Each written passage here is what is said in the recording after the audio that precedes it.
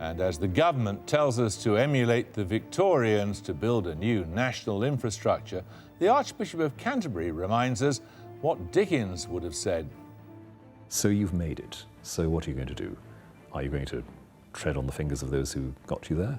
Are you going to assume that you have a God-given right to enjoy what you've earned because that's all that matters? We'll discuss what the Victorians did for us and whether they're really a role model for anyone these days.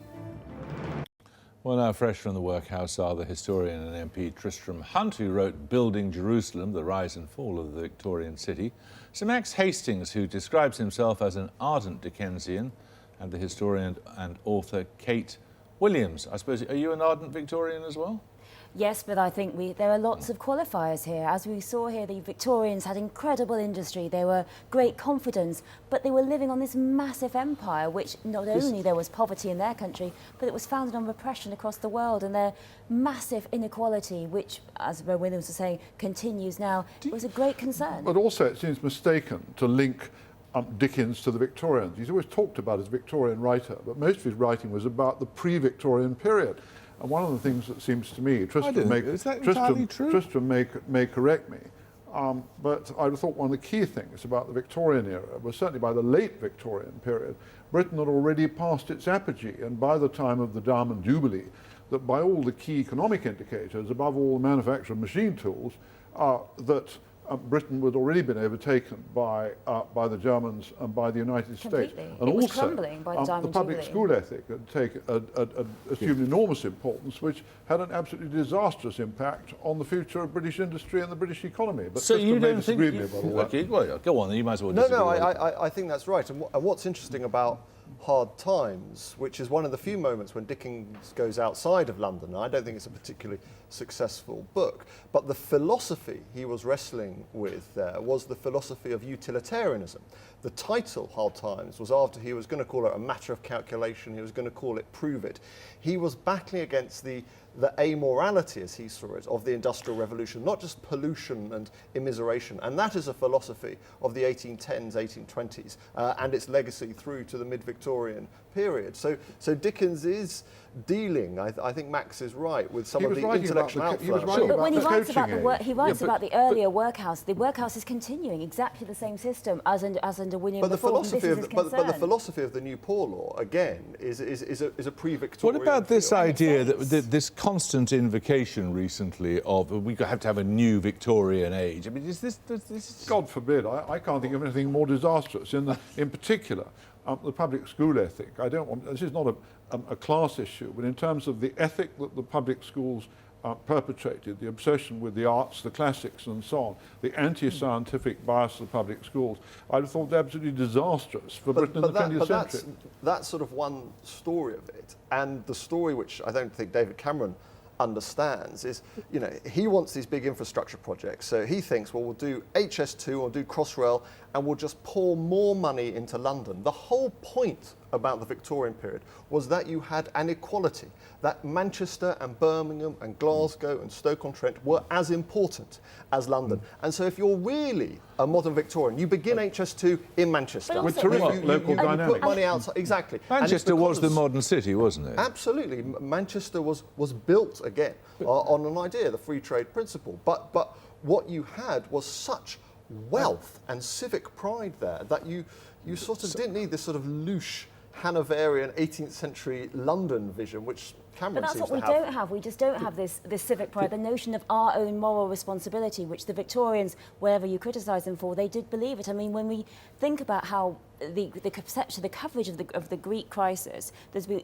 Christine Lagarde saying, oh, well, they've spent too much, they don't deserve our help. I mean, that, to me, is a complete Victorian notion of the deserving poor. They don't deserve to have anything, and that's what we are continuing to believe in. But the great thing about the Victorians was actually, for all this stuff about balancing the books and all the rest of it, they weren't afraid of debt. How did they build the trams? How did they build the town halls? How did they build the infrastructure? Local authorities could go massively into debt, and that was the brilliance of municipal socialism. That's how they achieved so much. All this Methodist, Thatcher, Roberts, Alderman stuff about balancing the books and what my Victorian grandmother taught me, this was a Bloomsbury conception of what the Victorian period was about. Are we saying, Tristram, that one thing David Cameron's always talk about localism. The one thing the Victorians were really good at was localism. Well, local self-government was this abiding idea they had, which they sort of traced back to the Saxons. And this is what partly gave the energy to the cities of the Victorian period such prowess. But we're taking the Something wrong bits in the changes, doesn't it? Victorian When sewers are sunk and drains are laid on and water's laid on and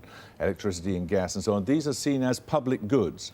Something changes when they become a matter of private enterprise and there's some small obscure item on a balance sheet in but Jeremy, Essen or somewhere. How did they begin? This is one of the interesting things about London compared to other continental capitals. We have this array of train stations, our Fenchurch, our Cannon, our Euston, our King's Cross, our Paddington, because private enterprise does it to begin with.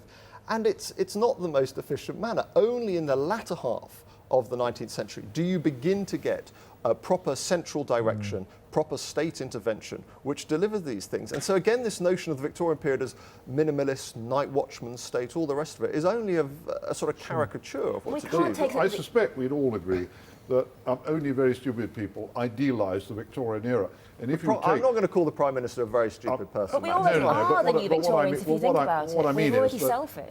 that although the Victorians had a colossal energy, when one looks, I mean, one can't say, if Dickens were here now, would he recognise anything? He'd certainly recognise people like Bob Diamond. He'd certainly recognise the city. He would embrace these people and the inequality, as the and the lineal poverty. descendants of all the ghastly Ralph Nicklebys and Scrooges that he wrote about with such enthusiasm. But on the other hand, the era of absolute poverty that he wrote about, of unspeakable poverty in both town and country, thank God, is no longer with us. We're dealing with relative poverty. This is what I think, absolutely, it's coming back because our dismantling of the benefit system. No, but relative poverty, surely, it will come back. And you think, not absolute poverty. I think that we are beginning to become the Victorians ourselves in the way in which it's governed by one elite. I mean, let's think about all the prime ministers there, particularly from elite. I mean, Queen Victoria was shocked she had to deal with Robert Peel rather than Lord Melbourne because he was, his family was in trade. We're moving back to that when we are entirely governed by an elite. And increasingly, we are turning into this Victorian period as the benefit system is dismantled. What are we going to do? Put everyone in workhouses? Gordon Brown belonged to that elite, did you?